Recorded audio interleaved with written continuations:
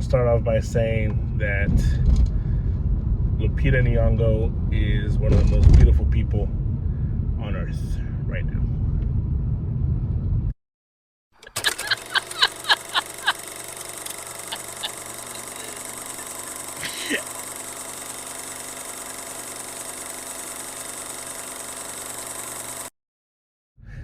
All right, Black Panther, Wakanda Forever. I finally watched it. I was sick. I lost my voice. Tickets were sold out everywhere, and I had to just kind of find a time to watch it. I would have waited until the following week, but I was just kind of, I don't know, kind of tired of just trying to stay away and just kind of I just want to talk about it and just be done with it. And I had an opportunity, I had some time, so why not? First of all, I'll say this. This was a daunting task for anyone, for any director to get this type of responsibility, to have this responsibility of handling a situation, the death of your main character, of your main actor, and Chadwick Boseman. And to that, hats off to Ryan Coogler and everyone involved in this film. The way they handled it was really, really good. It was really amazing. Yeah, I think it was emotional from the moment this movie starts. You feel the weight. You feel the heavy weight of what happened, of the tragedy of Chadwick Boseman passing away, and you feel it in the movie. The way they incorporated it into the story, I thought was really good. Again, it's an impossible, damn near an impossible task for them to figure it out how they're gonna do this, and I thought they did a great job of that. I thought they really did. Again, the emotional aspect of it was there. Ryan Coogler already had the script done before Chadwick had passed, and so for him to have to kind of redo things here, I can't imagine how tough that must have been for Ryan Coogler as writing it and directing it. But for the actors, for everyone having to kind of, okay, you're mourning the loss of a fellow cast member, a friend, and so they had to continue with that. And I felt like they did a really good job of doing all that. The actors, everyone here did a great job. Particularly Angela Bassett and Letitia Wright. I thought those two were incredible. The movie relies heavy on their mourning and their grief and what they're going through, and I felt their character development was great throughout the film. I thought everybody else did great as well. Again, everyone's pretty much back except for Daniel Kaluuya. He's not in the film, but I believe because of scheduling conflicts or whatever. But yeah, I thought everybody here did great. Everyone in the Dora Milaje, to Shuri, to, again, we talk about Angela Bassett. She gives some amazing moments in this film of just emotional speeches and dialogue and monologues of just her just going off. She reminded everyone that she is still capable of doing something like this. And then I want to make sure this is how you say his name, Tinoch Huerta. Tinoch Huerta, I believe it's his name. I could be saying it wrong. Him as Namor, I thought he did a great job too. His character is very complex, very complicated. Again, a type of character that very similar to Killmonger or other villains that we've had in the Marvel universe, that you kind of sympathize with what they're trying to deal with and what they're doing. You kind of understand their motivation and what they're trying to accomplish. So I thought incorporating him was awesome. Everyone else, again, Lupita Nyong'o, everyone killed it here. All that, and with all that said, this movie was okay.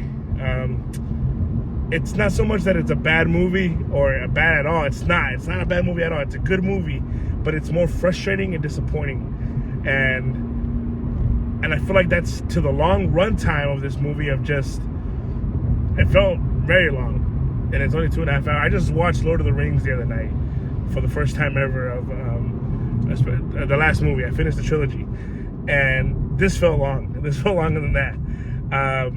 Man, I feel like this could have benefited from another movie. I feel like they could have really split what they were doing here into 2 movies and really focused on creating a world, and specifically with Namor and the civilization underwater. They could have really focused more on that, because I felt, honestly, the way they incorporated it into this movie, I just felt it ineffective. I didn't feel much from it. I didn't really, not so much that I didn't care, but it was very sudden and very kind of just, all right, here they are. And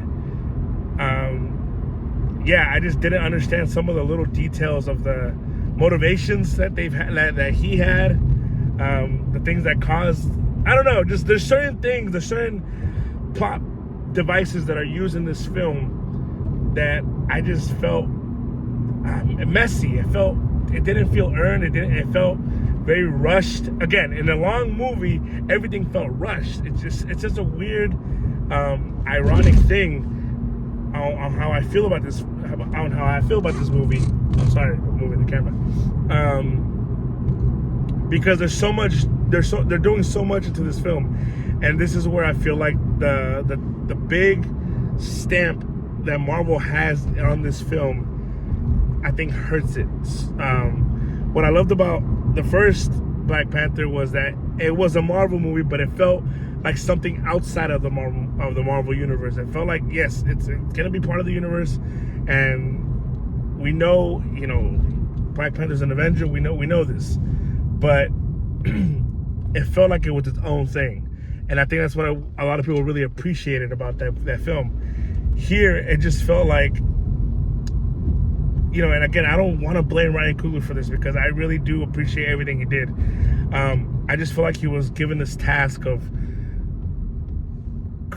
bringing us a new Black Panther, handling the loss of Chadwick Boseman and King T'Challa in a respectable way,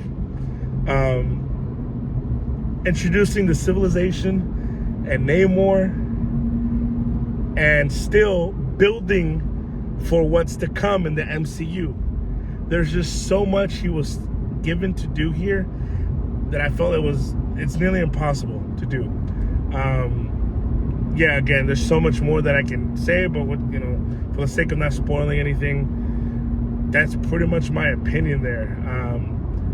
Yeah, and again, just a lot of the action sequences here just didn't, I don't know, man. It just, something about this film just didn't hit me the way I wanted it to. Even though I feel like this movie was at its best when it was handling the situation with King T'Challa, and trying to put the pieces back together. That's when this movie was at its best. And I wish that that in itself would have maybe gotten its own film.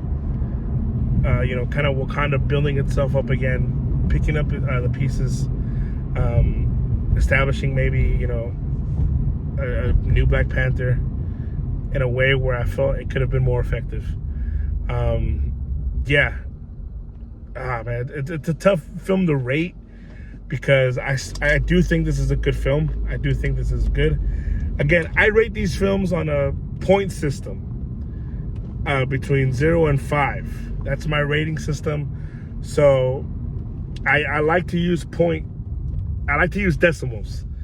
I think it gives me more room, but not too much like it would have been out of 10. I feel like out of 10, I felt a little overwhelmed sometimes. So out of 5 here, I'll give it a 3 out of 5. And that's, again, 3 to me is, hitting the mark of, it's a good film, but it's just right there in the middle to me. Yeah, it's a tough film to rate, but again, I enjoyed it. I enjoyed a lot of what I watched. I thought it was cool, but there was not enough here to me to excite me for what's to come. And I don't know. It's one of those films that I wish I would have liked a lot more. But yeah, that's what I'm gonna give it. It's a 3 out of 5, right down the middle. Yeah, rest in peace to Chadwick Boseman for sure. So What do you guys think? Does my opinion suck on that? For those who are watching these videos, man, thank you. Subscribe, please. Whatever support you guys can give, it just, you know, makes me feel cool, man. It really does. I talk about these movies. I don't talk to, I mean, there's people that listen to me, that friends that ask me about movies here and there, but I don't know. I like just venting and just leaving it out there. That's it. But yeah, that's my opinion. So yeah, if you guys think it sucks, comment down below, subscribe, like this video, do whatever you guys can do. But yeah, that's it. Black Panther, Wakanda forever. We'll miss you, Chadwick, man. The movie definitely missed you. It really, really did. So yeah, see you guys.